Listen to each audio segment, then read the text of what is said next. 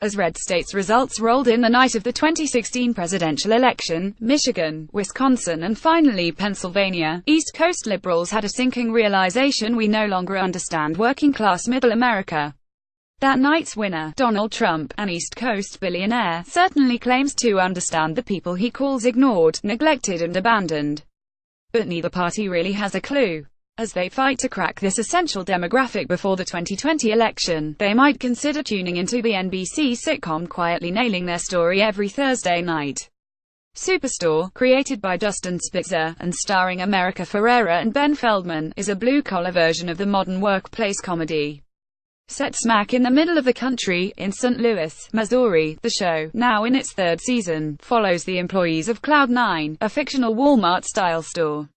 The staff includes your typical workplace sitcom characters, the goofy yet lovable boss, the will-they-won't-they couple Ferrera and Feldman, while offering a diverse, nuanced American heartland rarely seen, and certainly never discussed in political rhetoric. I specifically wanted an area of the country with as much representation as possible, Spitzer told Newsweek. Conservatives, liberals, young, old, I wanted a variety of people because that's always more interesting. Superstore brings an understanding of the modern working class that American television hasn't seen since the ABC comedy Roseanne, which ran from 1988 to 1997, 20 years ago. And it tackles relevant, timely issues, like medical insurance. In this week's episode, Health Fund, Jonah creates an employee-funded insurance plan that's more complicated than anticipated without taking a political stance. Keep up with this story and more by subscribing now. The narrative that middle America is filled with conservative white people only benefits those in power, said Ferrera in a separate interview. It makes struggling Americans feel there is more dividing them than uniting them, and that's just not true. Here's how the characters on Superstore fight the stereotypes. Glenn, Cloud9's bumbling but lovable boss.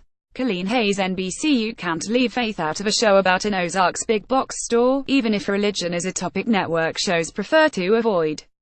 Cloud9's manager Glenn Sturgis. Mark McKinney is an evangelical Christian, and that's a significant part of his identity. He's also a conservative and a dedicated patriot, but many things you might not expect, too.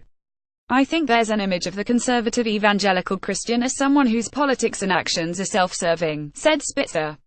I don't think that is accurate for most Christians. Glenn, a big-hearted, bumbling boss, also happens to be Superstore's kindest character. There's been the occasional attempt to impose his faith on others, like buying out Cloud9's supply of morning-after pills, but McKinney's high-pitched, just ridiculous enough that Twerk's voice rescues the character from overbearing dogmatism. That voice seemed to bring it all together, McKinney said. It's a childlike quality. Statistically speaking, Glenn is probably a Trump supporter, but the president is the one subject Superstore avoids. We had a discussion at one point about who each of our characters might have voted for, Spitzer said. Evangelicals voted heavily for Trump, so Glenn might have.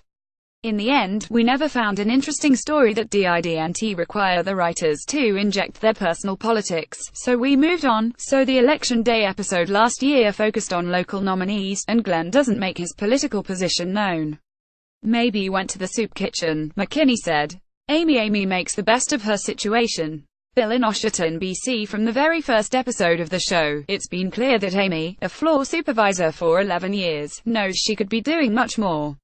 Unfortunately, she doesn't really have that choice. A teenage mother, she never went to college. I felt drawn to Amy because that's where I came from, said Ferrera, who joined the show after starring on ABC's critically acclaimed Ugly Betty. She appreciated the working-class stories. Having grown up in Los Angeles, the daughter of Honduran immigrants, her mom worked at a Hilton hotel, which ended up being Ferrera's first job as well.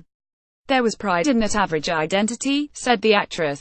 But more and more, TV shows have shifted focus to extreme and aspirational characters. I love that Amy's average. Of course there are stories of young mothers who also have amazing careers, Ferrera said of Amy's inability to move beyond a minimum wage job. But on average there are huge limitations on women who become mothers at a young age.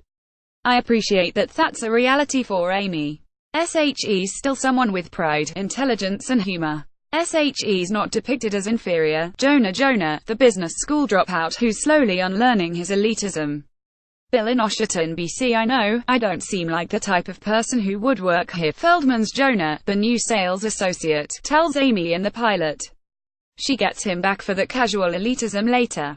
He's a business school dropout, and though his financial situation hasn't been made explicit yet, it's clear he's new to minimum wage. He doesn't like guns, he supports workers' unions, and he insists on pronouncing Cuba. Essentially, he represents the liberal, upper-middle-class viewer. Jonah is pretty similar to me, admitted Feldman. At Cloud9, he gets to experience problems through others' eyes, things he's been sheltered from: single mothers, disabled people, religious people, undocumented people. As the show progresses, he gains a richer worldview, and so does anyone who chooses to grow with Jonah. It's the American responsibility to learn that. Feldman noted that the atmosphere on set is quite different from his previous role on Mad Men. He played Michael Ginsberg, the unstable copy editor in season 5. Wasn't getting pulled into conversations about middle-class values on that set, said Feldman. But on Superstore we're talking about race and class and gender all the time. Dina takes her assistant manager job very seriously. Bill in Washington, BC. Anybody who's worked a low-stakes, low-wage job knows Adina, Cloud9's assistant manager, played by Lauren Ash. She takes her job very seriously. Like Glenn, Dina is a Christian, but unlike Glenn, she would never dream of bringing her religion into the workplace. That would be against the employee code of conduct. Dina expects perfection from everyone and yells indiscriminately. If Dina doesn't take it seriously, what's the point? Ash said. It's too difficult for her to question whether that's what she really wants, or if she could have something better. Ash, who worked at a Canadian chain store in high school, understands why so many are connecting to her character. People reach out to me on social media and say, we all work with Adina at our job. And in this political climate, it's more important than ever for people to feel represented and important. Garrett does the bare minimum to get by. Michael Desmond, NBC. Meet the exact opposite of Dina. The store announcer doesn't take his job seriously at all, frequently makes sarcastic remarks, and openly admits to doing the least amount of work possible. Actor Colton Dunn gets it. My life was very similar to Garrett's for a couple of years, Dunn said. I worked at a video store in Minnesota where I would videos in the back room to avoid customers. It's not laziness so much as frustration over, objectively, an exhausting, thankless, dead-end job. You get tired of answering the same questions, Dunn said. There's no stupid questions unless you work in retail, then there's a lot of stupid questions. Garrett is also in a wheelchair, for reasons yet to be explained. When I first started on the show, we discussed whether we wanted to keep Garrett in the chair, says the actor, who is not in a wheelchair himself.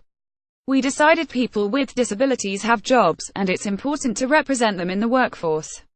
I take it very seriously. Mateo will do anything to get ahead of his competition. Michael Yaris, HNBC. Mateo, a sales associate hired the same day as Jonah, was originally supposed to be Latino, but actor Nico Santos came in and made the character his own, an openly gay Filipino immigrant. There are very, very few queer Filipino characters on TV. But him out there, I exist, said Santos. We are a part of the workforce and you will find us in the Midwest, I promise. Mateo is ambitious, competitive and generally rude. No offense, but you're my competition, so I'm rooting for you to fail, he tells Jonah in the pilot. He's also undocumented. Every Filipino family who moved here knows somebody who is undocumented, said Santos, who arrived in a small town in Oregon, from Manila, when he was 16. Santos is now a legal U.S. citizen. Trump has made it clear that the neglected and abandoned portion of Middle America he's interested in is not undocumented immigrants, but Superstore reminds viewers that he should be interested. People tend to forget those populations are spread out everywhere in this country, Santos said. And like many people here, Filipinos live for the American dream. That's what Mateo wants. Cheyenne, a teen mom content with her life. Evans Vestal Ward, NBC. Like Amy, makeup sales associate Cheyenne, played by Nicole Bloom, got pregnant as a teenager. But unlike Amy, she's not frustrated by her situation. She gives birth at the end of the first season and seems relatively happy with her husband, Bo, who married her because his dad said he had to. I don't think Cheyenne and Bo think about how they are working class, said Bloom, who grew up in a suburb of Los Angeles. You take certain things for granted.